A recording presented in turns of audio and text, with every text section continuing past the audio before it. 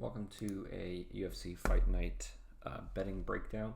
It's the first one that I'm going to be posting on YouTube, so bear with me if some of my clicking back and forth between links or breaking things down is a little bit spotty. Still trying to get used to clicking through these things and talking about them while I'm doing so. But we're going to go fight by fight, starting with the first prelim of the night up through the main event. Should be a pretty quick breakdown, but we're going to look at a couple different things from a couple notes that I have from tape. And the betting markets, the numbers, some of the percentages and different things like that I think not enough UFC bettors particularly take into consideration.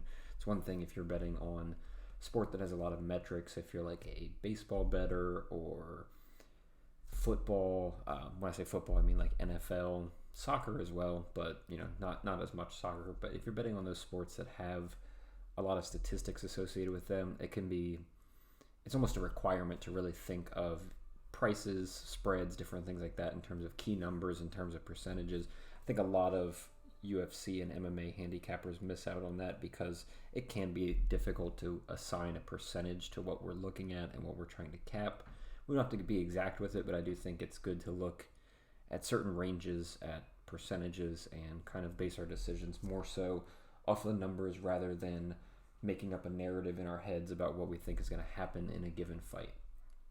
Hopefully you'll kind of see what I mean as we break these things down. But we'll pull up the first fight here. It's between Ramona Pascual and Tamirez Vidal.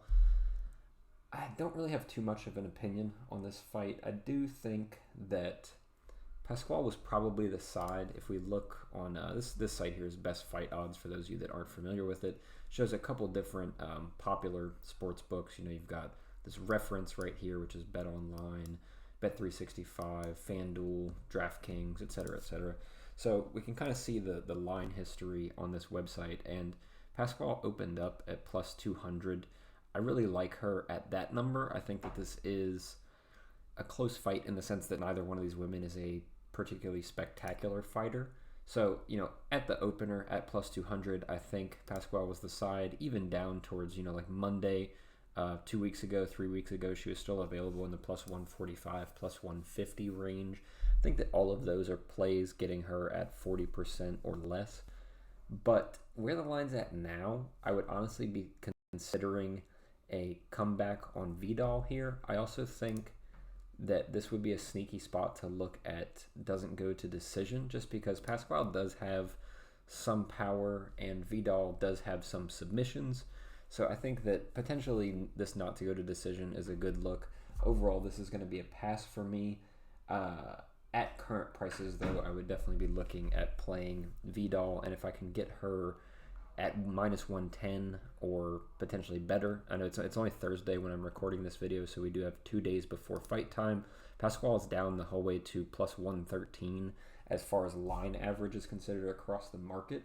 Just on Monday, she was still at plus 135. So if this line continues to drop and I can get Vidal at a pick'em or even at slight dog odds, I will make that an official play. But at current prices, it's a pass for me. If I had to make a single bet right now, it would be on the fight not to go to decision, but we're going to pass on that for now. Not really much to say about this fight. It is very low level. I do get kind of the typical dog or pass women's MMA narrative thing.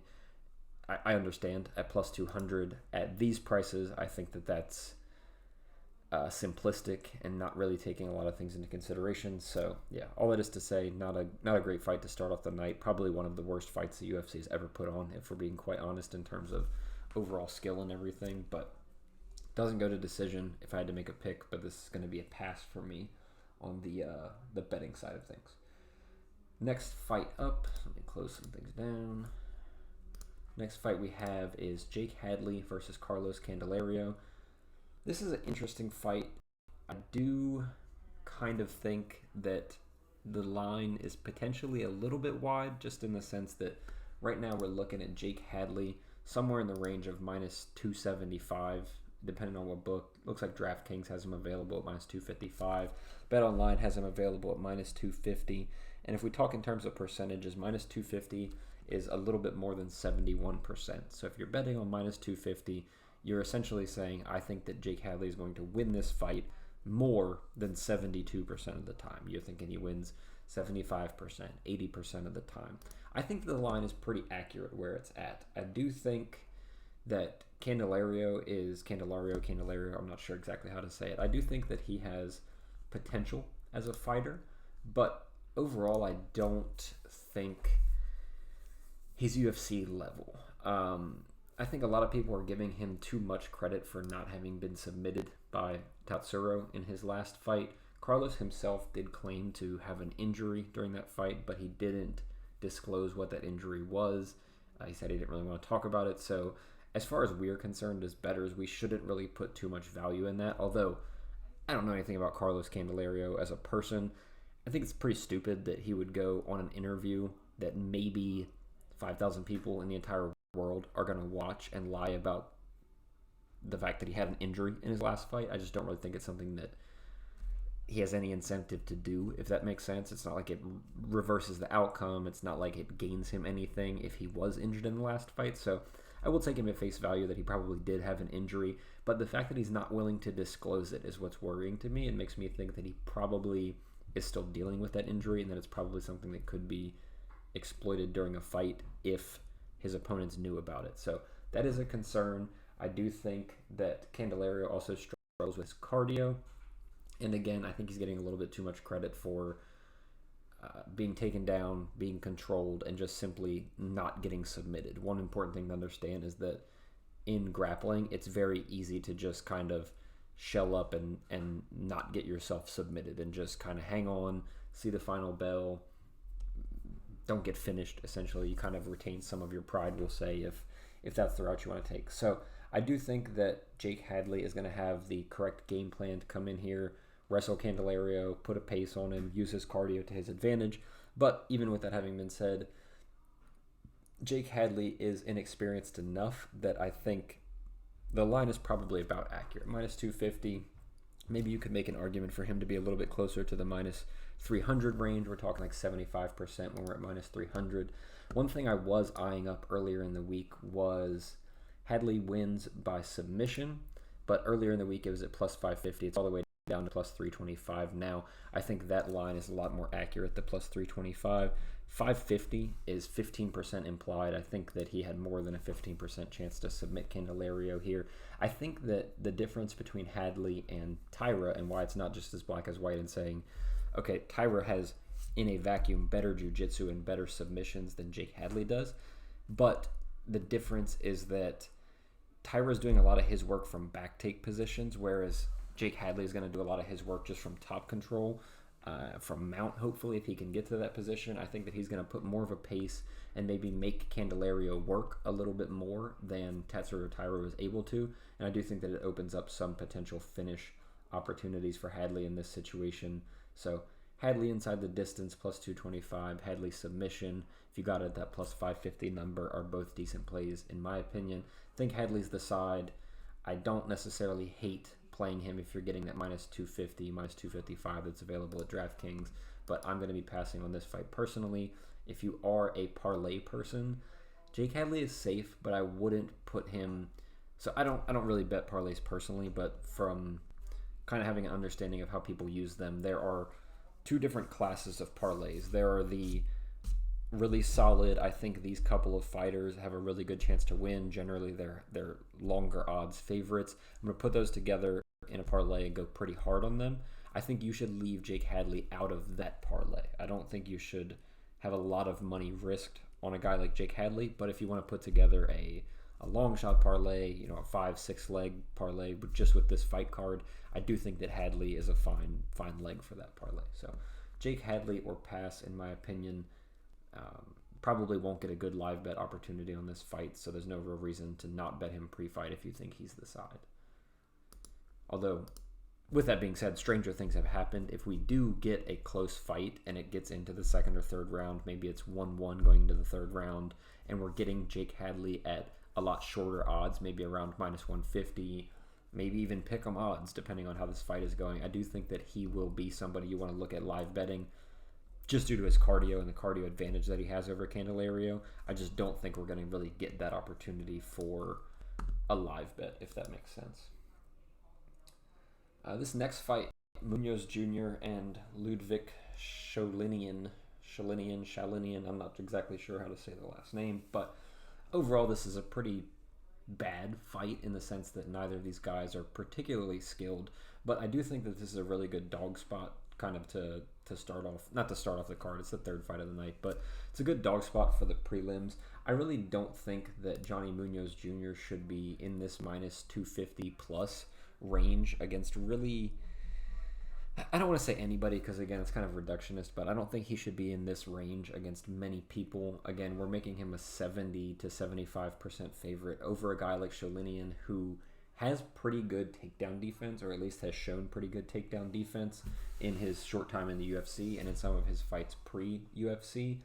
Jack Shore is a much, much better wrestler than Johnny Munoz Jr. is, and Ludwig showed good takedown defense against Jack Shore. I mean, obviously, he still got controlled for the majority of that fight. Jack Shore did what Jack Shore needed to do in order to win that, but I really think that Munoz Jr. is light years away from Jack Shore in terms of his skill, particularly in the wrestling department.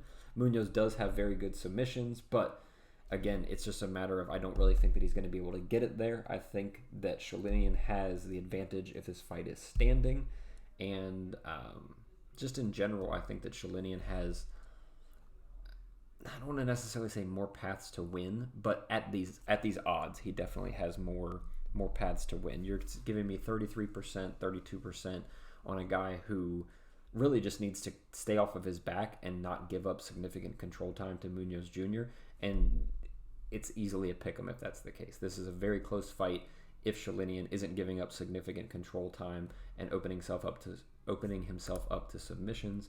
So I really think that if you want to play Munoz Jr., you should do it by playing him inside the distance or by submission.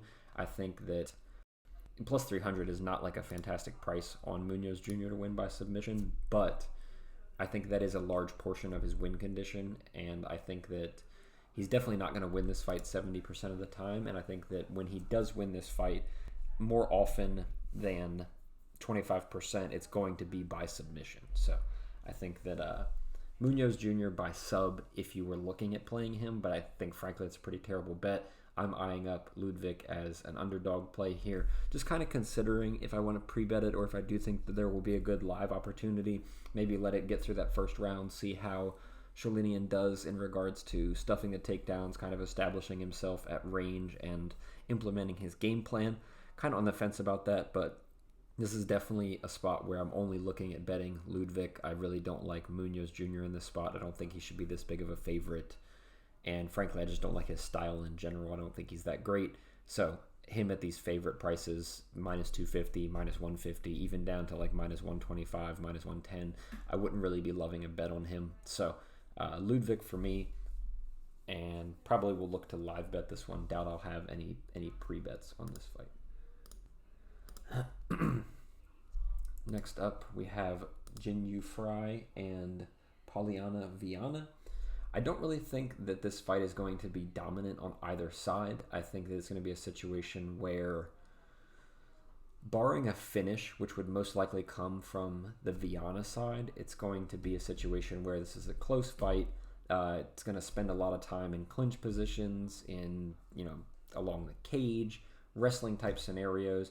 I think that Polyana Viana's size is going to be a little bit of a problem. Jinyu Fry is very strong for her size, but at the end of the day, she's really an atom weight. She should be competing at 105. That's what she competed at outside of the UFC when she was in organizations that did have an atom weight division. So I think Polyana is going to be able to kind of bully her here. Polyana doesn't have fantastic wrestling, and Jinyu Fry has shown decent takedown defense, but Viana's subs are pretty vicious, and Jinyu Fry definitely is lacking in the sub defense category. I don't like making generalizations and extrapolations about fighters in regards to their age, their skill set, etc. But at 37 years old, I really don't expect many improvements from Fry. She's not extremely active. She's not training at a particularly great camp. So just in general, I think that Viana is the side here. One interesting thing to look at is the way that this line has moved. So look at the opener. Polyana Viana was minus 140, and she jumped up to plus 100 almost instantaneously. So the same day that this line opened, about 30 minutes later, the bettors came in and obviously were under the impression that Fry at a price of plus 120 was value. They bet her down to the slight favorite. The rest of the market opened this fight with Fry as the slight favorite, which you can see here. She's in the range of like minus 125 to minus 115 when the rest of the market opens this. So we're talking like FanDuel, BetRivers, Caesars, DraftKings. Those types of books opened this with Fry as the slight favorite and Vienna as the dog. All the money has come back in on Polyana, and she's now back to this minus 140 range where she originally opened up at BetOnline. I think that the money line price is getting pretty accurate. I think Polyana around 60% is pretty accurate here. Probably not a lot of value in the money line. I would not be considering a play on Fry at these odds. The reason being is that Fry is never going to pull away in a fight. She's going to win close fights, but she's never going to do anything to a girl like Viana that just makes it so completely lopsided that, by the end of round 2, if Fry doesn't go out there and get subbed in round 3, she's got this fight in the bag. The only person Fry was really able to do that to since coming into the UFC was Kay Hansen, just in the sense that she was winning most of that fight. Kay caught the Hail Mary submission in the 3rd round. Viana's way better than Kay Hansen is, to be frank. So I think Viana, with her size, with her grappling advantage, should be the favorite. Should probably be in the realm of a 55 to 60% favorite, which the books have her firmly in that range at the minus 140, minus 145 price. Viana by sub, plus 350. Not a terrible bet, just given the fact that I think if she does get significant control time, she's going to submit Fry. All of Viana's wins have come by submission in round 1 in the UFC, if I'm not mistaken. Let me not lie to you guys, but pretty positive all of her wins are round 1 sub. Yeah, round 1 sub, round 1 sub, round 1 sub. Yeah, basically all of her fights, period, are round 1 submissions, not just in the UFC. So I think this is really a situation where that plus 350 price on the sub is very live. I do like Viana. I just think that a lot of the value is gone from the money line side, and I do think that there's no real reason to force a money line bet pre-fight on Viana, just given that this fight will probably be close unless Viana finds that early submission or that early stoppage, so we can kind of just let things rock, look for a live entry on Viana. But Polyana's the side, in my opinion. I would probably be playing submission pre-fight, and then we'll look to live bet. I don't want to go too hard on submission, just because although all of her wins have been by submission and by early submission, I haven't seen a lot of struggles in regards to her cardio, and the Hannah Cyphers fight was a little bit of an outlier in the sense that I thought Vienna did a really good job of staying in that fight, putting out good volume, and being there for all 3 rounds. And I don't think that Fry's going to do anything super out of the ordinary that's going to push Vienna into uncharted territory, push her in terms of her cardio. So I don't think it's extremely likely, but I also don't 100% discount Vienna simply controlling and grappling her way to a decision, Fry managing to not get submitted, but ultimately losing the fight, just because Vienna does more convincing things throughout the entire fight. Yeah, so Vienna for me, Polyana by sub, gonna be a pre-bet. Bautista and Lopez. This is another fight where I'm going to be siding with the favorite. I don't know what exactly his average is at right now. Let's see. So market average on Bautista right now is minus 310, so just above 75%. I think that's fine. I think you could probably make Bautista even a little bit bigger of a favorite, maybe that 80% range, maybe look at minus 400 or something like that. But there's a lot of questions around Benito Lopez. He's been away for a very long time. I think almost 3 years. Let me double check. So yeah, his last win, or his last fight in general, was July 2019. So he's been out for almost 3.5 years at this point. According to different articles that I was able to find, a lot of that, or all of that, I should say, is because he's been injured. He's been kind of fighting back and forth with different injuries. Somebody else mentioned that it looks like he's now getting into real estate. Obviously, if your primary source of income is fighting and you're not able to fight, I'm not going to sit here and say that you don't care about the fight game if you go do something to earn money for yourself and your family. So not really looking at it sideways that in his time off, he's pursued other avenues of making a living, of generating an income. That just makes a lot of sense to me on a on a logical level, but am concerned about how actively he's been training with these other things going on. How serious were those injuries in terms of, if you haven't been able to compete for 3.5 years, I would imagine that there's been a significant amount of time that you weren't really able to train either. He's not at a terrible gym. He's at Team Alpha Male, so he will have good coaches, good competition around him. I don't think he's going to be completely outclassed here, but Mario Bautista is a pretty young fighter himself. He's only 29 years old. He's up and coming. He's been looking very, very good lately. He got a fantastic win over Brian Kelleher last time out. I just generally think that there are too many question marks around Lopez, and we know kind of the trajectory that Bautista's career is on right now. And with all that being said, I think that Bautista's clearly the side. His money line price is really not bad. I don't hate it at the minus 300 range. Again, going back to people you could be comfortable parlaying, I think that Bautista is a pretty comfortable parlay piece.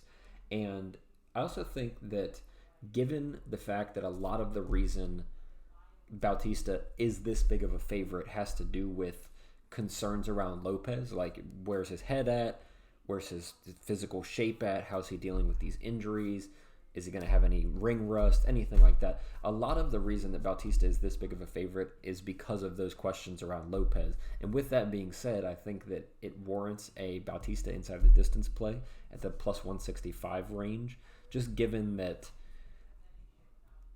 if Lopez comes in here and looks exactly like he did when he left the UFC or when he stopped fighting 3.5 years ago and essentially isn't missing a beat and is still this young, hungry fighter who is on the up and up, then this fight is going to be closer than minus 300 on Bautista. I'm just not convinced that that's the case, and it could be potentially that he's nowhere near his old self. He is mentally checked out. He doesn't consider himself a fighter anymore, and Bautista is not the kind of guy that's going to let you just dilly-dally your way to a 15-minute loss, 15-minute decision loss. So I don't hate a play on Bautista inside the distance. I will most likely be on Bautista money line and will be, and like I said, if you're a parlay person, you could definitely throw him into parlays, I think, pretty safely. So Mario Bautista for me, not too much to say other than just too many unknowns around Lopez at this point. Oops, clicked the wrong button. Next up is Miranda Maverick and Shanna Young. This is the type of fight that I think will show what I do differently or how I think about things differently from a lot of these other handicappers that are making these videos on a weekly basis. People will see a fight like this and they'll look at the odds, which currently have Miranda Maverick anywhere from minus 645 to just above minus 700.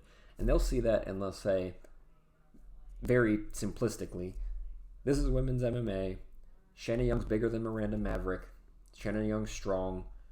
I don't think Miranda Maverick should be this big of a favorite. She probably wins, but dog or pass. Frankly, it's stupid. Like, it's just a dumb way to look at fights. It's not intelligent. It's not going to win you money long term. I don't care what guys like Pat Mayo say. Oh, women's MMA, dog or pass. Like, yeah, maybe that worked 2015, 2016, 2017, when every female fighter was just garbage and they all had relatively the same amount of experience.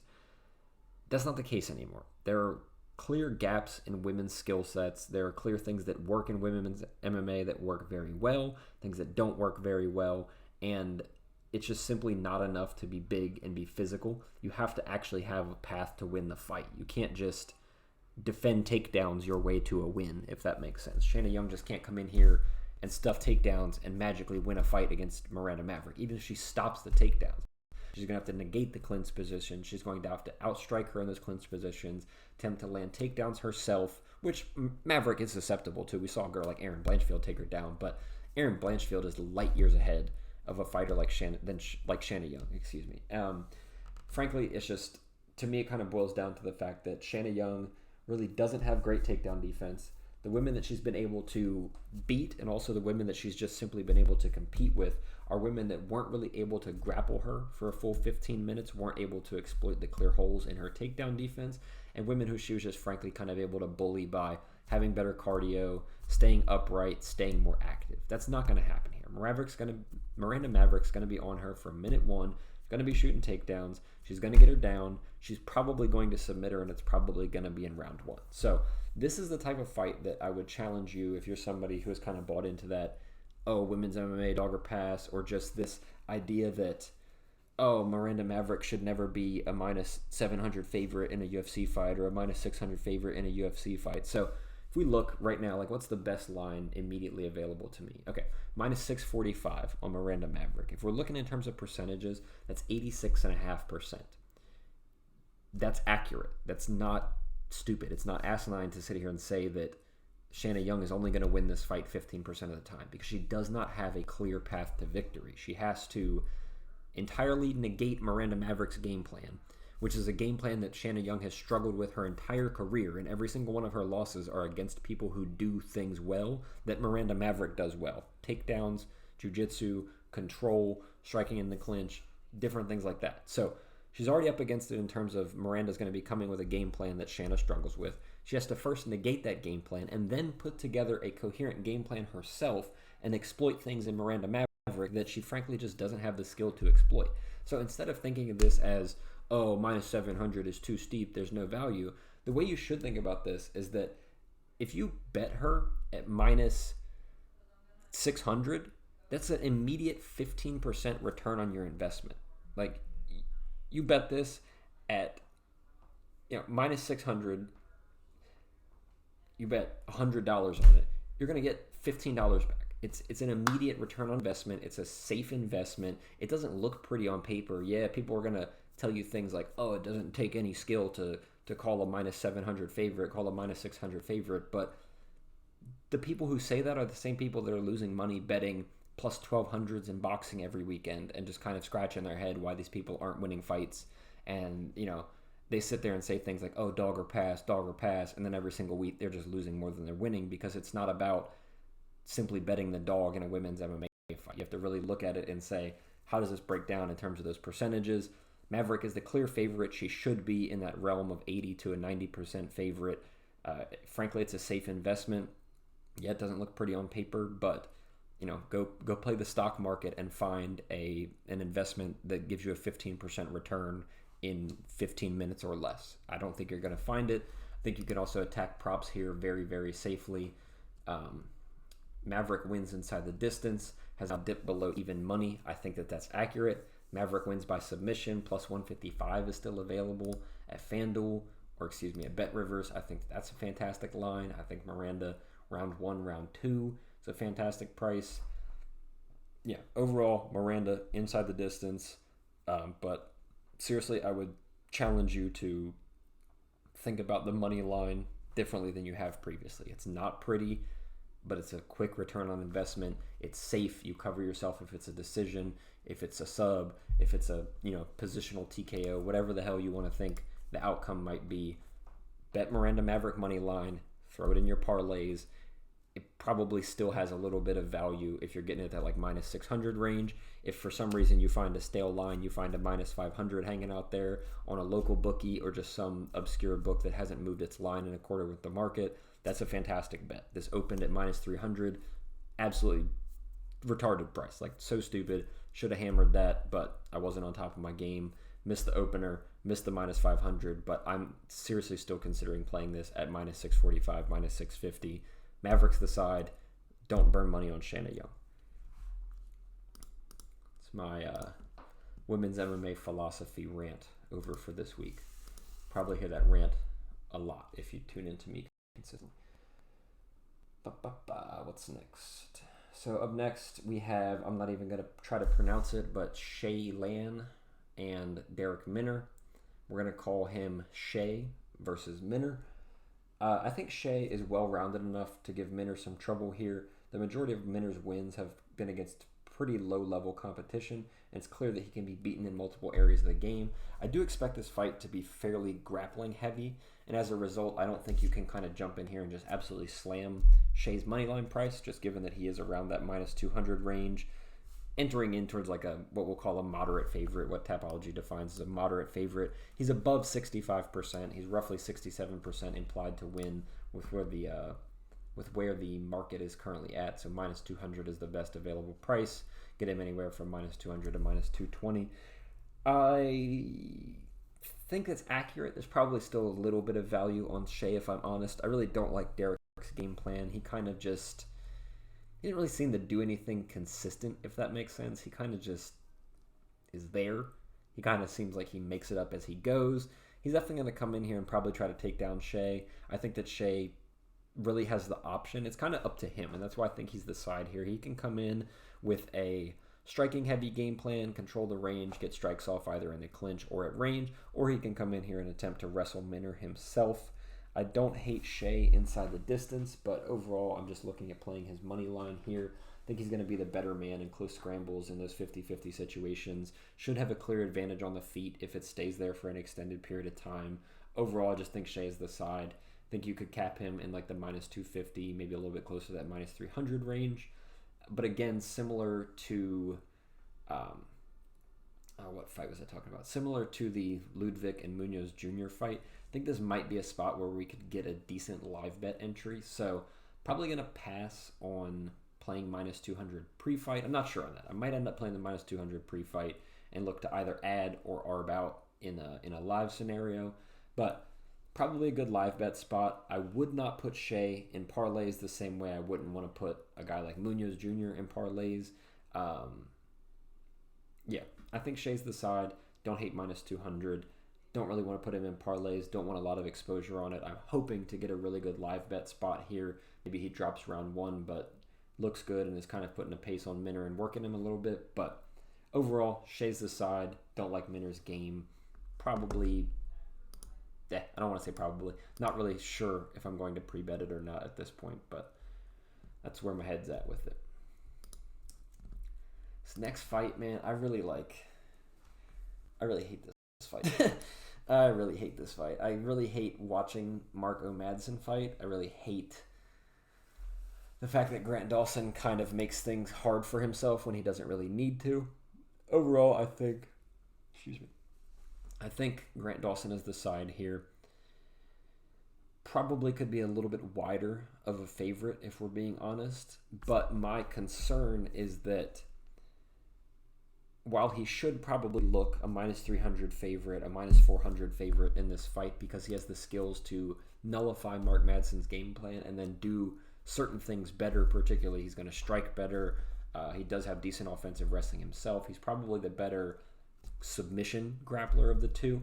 It's just really that Mark is going to wrestle you. He's going to stick to you. He's going to be on you, and he's a veteran in the sense that he knows how to win fights. He knows how to make things greasy, make things dirty. He knows how to rest. He knows how to regain himself. He knows how to negate your good moments. He knows how to stop you in the middle of combinations, take you down, hold you, do whatever he needs to do to negate that stuff. And that is the exact same area of fights that Grant Dawson struggles in. Grant Dawson struggles to exert himself and assert himself in those situations when his opponent is kind of falling behind. He tends to fight to the pace of his opponents to kind of fall into this lull and do what his opponents are doing and just kind of slightly edge them out in their game plan. Where with a guy like Mark Madsen, he would really want to just stuff the takedowns and then absolutely impose himself on Madsen in those downtimes, in those little lull periods that Madsen's going to try to work into the fight. And I don't trust Dawson to do that effectively. I don't trust him to come in here and really attack Madsen, not give him any rest, stay on top of him, really be the one pushing the pace, and not allow Madsen to, frankly, get his hands on him in any way, shape, or form, particularly early on in the fight when Madsen is fresh. So for all of those reasons, I don't think I can play minus 200 pre-fight here. So minus 215 is the best available line. We're looking at an implied percentage of about 68%. 70% sounds about right. I don't think there's a lot of value in the Grant Dawson line. Mark Madsen is not anywhere near enough of an underdog for me to want to bet him. I kind of think his style is shitty, and he's just waiting for that one individual that can crack his style. So this would be a Grant Dawson bet for me or pass. I don't think I'm going to get to the window on this before the fight starts. I'm really hoping that Madsen comes out strong, has a decent round one, and Dawson looks like he has the ability to recover after round one and is looking to do the things that he needs to do in round two and round three. Really have this marked down as a potential live bet spot, but Grant Dawson is the side as far as I'm concerned. Even at these prices, if I had to bet a side, I would be betting the Grant Dawson side.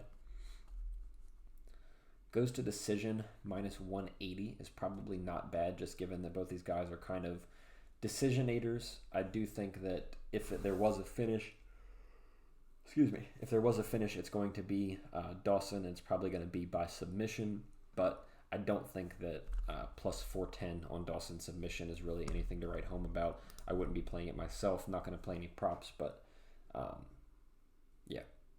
Finishes are going to be from Grant if they occur, but I think more often than not, this is going to go the distance. Minus 180 on goes the distance probably is not a horrible bet.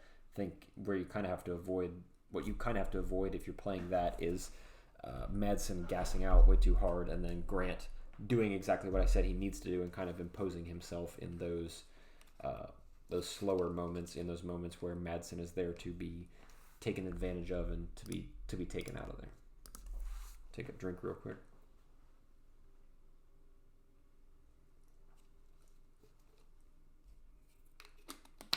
Next fight of the night is Tagir Ulanbekov against Nate Maness. This is a really easy fight for me to break down. It's basically Tagir all day, Tagir by sub, Tagir inside the distance. I really don't rate Nate Maness. I think that it sounds kind of stupid to say this, just given the fact that he's not on any kind of a win streak. So like his last loss against Umar. But these other fights in the UFC, so Johnny Munoz Jr. won a pretty shitty decision against him. Luke Sanders, Tony Gravely, he was really on death's door in both of those fights. It's not an exaggeration to say that he was saved by the bell, that if the first round in either of those fights had lasted for another 30 seconds to a minute, he most certainly would have not made it to round 2. And, credit to him. He recovered, did what he needed to do on the stool. His opponents either fell apart or he came out with, a different type of ferocity in the second round in both those fights, and he got his opponents up out of there. But Tony Gravely and Luke Sanders are not as defensively sound as a guy like Tagir. In my opinion, I think that this is a situation where Tim Elliott was able to kind of put that wily veteran game on Tagir. I don't think that Nate is going to be able to do that. I really don't think that Nate is going to be able to find a finish on a guy like Tagir. So this is really a spot where my thinking on this is genuinely, if I lose, I lose. This is a spot where, all things being considered, I genuinely think that you can make Tagir Ulanbekov a minus 300 favorite in this spot, and it would be closer to accurate than a line like minus 190, minus 210. I don't rate Nate Maness. I don't think he's that great. I think Tagir is better everywhere. I think Tagir has a decent potential to sub him, particularly given that the sub price is up around plus 550. This is Tagir. It's going to be a pre-bet for me. I do think that he's parlayable. If you really want to, you could bet Nate wins inside the distance and then bet Tagir money line if you want to have sort of a pseudo hedge, because I really don't see any situation where Nate Maness wins a decision over Tagir Ulanbekov. I think this is kind of a find out where you're at in the UFC fight for Tagir. He should really go out there and absolutely put it on Nate Maness. It shouldn't be close. Should be Tagir all day. He should make this minus 215 price, minus 210 price look like a gift in hindsight. So Tagir for me, he will be a pre-bet. He'll probably be my largest bet of the card. It's one of those spots where if he loses, he loses. Not much else to say about that. Josh Parisian and Chase Sherman. I'm not even going to talk about this fight. This is stupid. It's heavyweight MMA. What is even the line here?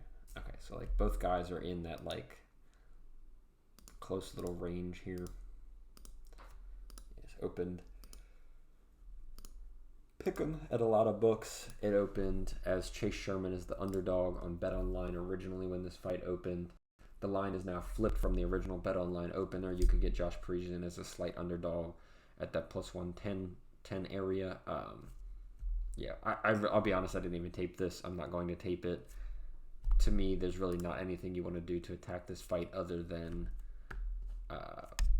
fight doesn't go to decision. Minus 205 is probably fine. Minus 188 at Betway if you can access that. I'm not going to spend my time on this. I really didn't tape it, but No opinion on that. Neil Magny versus Daniel Rodriguez. So I absolutely suck at betting on Neil Magny fights. I tend to think he's going to win when he loses, and I think he's going to lose when he wins. My problem with a guy like Neil Magny is you go from winning a unanimous decision over Jeff Neal to having a really crappy split decision win over a guy like Max Griffin. I'm not going to fault anybody. Excuse me, yawning. I'm not going to fault anybody for losing a fight to Shavkat Rakhmonov. I think he's very good. He's on the up and up for sure. So that's not a bad loss. Michael Chiesa loss isn't great. And then just in general, the level of competition is kind of questionable for Magny. And I think what makes it hard for me to cap a guy like Magny is just simply the fact that the way he wins and what he's good at is just making it greasy. Like making things greasy, making you fight his fight, taking you out of your game plan, taking you into deep waters, and kind of making it difficult for guys to navigate around him. And I think that kind of shows itself when you look at the people that he's fighting. So Chiesa is not a great fighter, but he's smart. So he was kind of able to work around Magny doing those savvy veteran things where he's dragging people into his game plan, making it dirty, using his advantages and nullifying your advantages. Max Griffin, Jeff Neal, Robbie Lawler in 2020, Anthony Rocco Martin are not people who can combat that style. They're not the type of people who can pull him out of that, mode of operating. And my question is, and the reason I'm indecisive about this fight is, which category does Daniel Rodriguez fall into? Is he that type of fighter that is not going to be able to take a fight and make it his fight? Is he going to be able to impose himself on Jeff Neal? Or is he just kind of, going to go through the motions, allow Jeff to make it dirty, or I keep calling him Jeff Neal, Neil Magny. Is he going to allow Neil Magny to make it dirty? Is he going to allow him to dictate the fight and where it goes? I don't really know. I would tend to think that Daniel Rodriguez is probably the value side here, but it's tough. It's really tough to say. It's one of those situations where I think if D-Rod came in here with a plan to... Excuse me, I keep yawning. If D-Rod came in here with the plan to attack Magny in the grappling, to take him down, to control him that way, I'd be very, very convinced that he's probably gonna justify his price at this minus 115, or excuse me, as like the slight underdog. But it's just difficult to say. You're going to split decisions with Jingliang Li. You're losing fights to Nicholas Dalby. None of these are really good looks for Daniel Rodriguez, just given that Neil Magny is going to be there. He's not going to go away. It's going to be hard for a guy like D-Rod to finish Neil Magny. I just don't know if he's going to have the tools to consistently win a decision over 15 minutes here. Knocking out Preston Parsons is cool. Beating Mike Perry in a decision is cool. Kevin Lee, whatever, like we all know, he falls off a cliff after 7.5 minutes in the fight. It's just, there's too many concerns. I don't think that his staph infection is anything to be concerned about. Don't think it should impact him here if he's being cleared to fight and they're saying he's good to go. But yeah, difficult spot overall. Probably going to be a pass for me. It's frustrating because I think either guy could really end up looking like a fantastic bet in hindsight. If Neil goes out there and just makes it dirty and implements his game plan, he looks great. If D-Rod is able to implement his game plan and stay out of the greasiness, then he looks great. So probably going to be a pass for me. I am hoping that there will be a live bet opportunity on this fight, and fight going to decision at minus 190 is probably a pretty fantastic bet. I don't see either one of these guys finishing each other. If there was a finish, I think it would most likely have to be by submission. And I just don't really see that happening too often.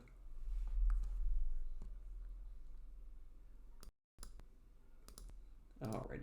Last fight, main event, we have Marina Rodriguez versus Amanda Lemos. This is an interesting fight. Interesting fight. I genuinely think that Marina Rodriguez is coming into this fight kind of overrated. So she can struggle. I mean, she does have decent takedown defense, but okay, I do have it up here. So UFC stats. All right, if we look at Marina Rodriguez, she has a 65% takedown defense rating, which in a vacuum, that sounds pretty good. But then I want you to look, okay, 7 of 8 takedowns stuffed against Mackenzie Dern. We've seen both from this fight that we're looking at right now and other fights of Mackenzie Dern's, she doesn't have good wrestling. She has terrible setups. Just frankly, like, it's not a surprise that Marina Rodriguez is able to stuff her takedowns. So Marina is kind of having an inflated takedown defense because she's able to stuff, 7 of 8 takedowns against somebody like Mackenzie Dern. She's stuffing 1 of 5 takedowns against Michelle Waterson. I think that Lemos is going to present more problems than either one of those girls did. I think that Lemos has better footwork than Mackenzie Dern. Maybe not than Michelle Waterson, but she definitely has more power than Michelle Waterson. And I think she has enough to her game that she can kind of deter Marina Rodriguez here. Like, the reach is the same. Marina's not going to have any kind of a reach advantage. Marina's a little bit taller, but that doesn't really matter. Lemos is aggressive. She's strong. She's powerful. We haven't really seen a situation where Marina Rodriguez is having heat thrown back at her. Like, if we look at her losses, she's losing to Carla Esparza, who was able to just take her down a lot. She's having draws with Cynthia Calvillo and Randa Marcos, who are frankly just able to take her down a lot. So I think this is a situation where Lemos is going to have a lot of ways to trouble Marina Rodriguez in this fight. She could either come out and attempt to take her down and control her that way. She could come out swinging. I think it's more likely that she tries to pace herself here and kind of picks her shots. And what makes this fight complicated is you have to look at it. This is it's not Lemos' first 5-round fight. She did have that main event earlier this year with Jessica Andrade, but that ended really quickly, so it's kind of hard to take anything meaningful from that. Lemos will gas before Marina Rodriguez is going to gas. So it's just a matter of, if Lemos fights a game plan that attempts to preserve her gas, does that make this an easier fight for Marina Rodriguez? Does Lemos attempting to not gas out over 25 minutes make her fighting style less effective? I don't really know, but I've seen a lot of people really confident in Marina Rodriguez this week, and I don't think that you can make her a minus 225 favorite all that easily. I think that Lemos is being a little bit disrespected here just because people kind of view her as a brawler. I think we haven't really seen Rodriguez against somebody like that. I think that she could give Marina Rodriguez a decent amount of trouble, to be quite honest. I don't see Marina going for offensive wrestling for her own takedowns, which is something that I do think she should be going for. And all in all, I just genuinely think that this is a spot where we have to really consider a play on the underdog. And if we don't play her pre-fight, I think you need to be ready to kind of jump in live depending on how it's going. But I would advocate for an Amanda Lemos pre-bet here. I would advocate for a Lemos wins inside the distance.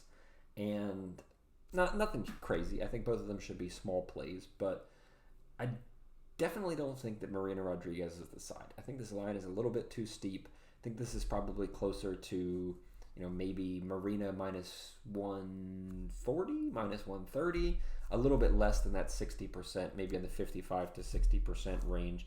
Definitely not the whole way up around 67 or 70% where the market has her sitting at now. You can kind of tell by the opening line. They had her at minus 150. I find that line to be a lot more accurate than where it's at currently. I think that Lemos just does enough intangible things well enough that it's going to be difficult for Marina here. I don't hate fight doesn't go to decision, because I do think that if Marina is able to pull away, she has the potential there for a late finish. But I think Amanda Lemos is the bet here. I think she's the side. Very difficult fight to cap, though. Like, this is one of those spots that, I think it could genuinely go a number of ways. It could be Marina just fighting her way to a points decision. It could be a situation where Lemos comes out hot in round 1 and round 2, but then clearly falls off a cliff in the last 3 rounds and loses the decision that way. Lemos could get finished in the later rounds if she does gas out.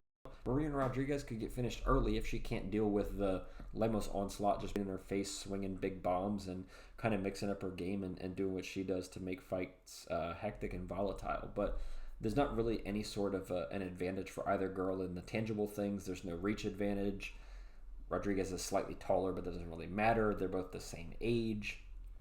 Pretty terrible main event overall, but I genuinely think that Lemos is the side. I will probably have a small bet on her pre-fight, but that's about it. So yeah, thanks for tuning in. Tried to keep this pretty short. What did we end up at? About 50 minutes, not too long.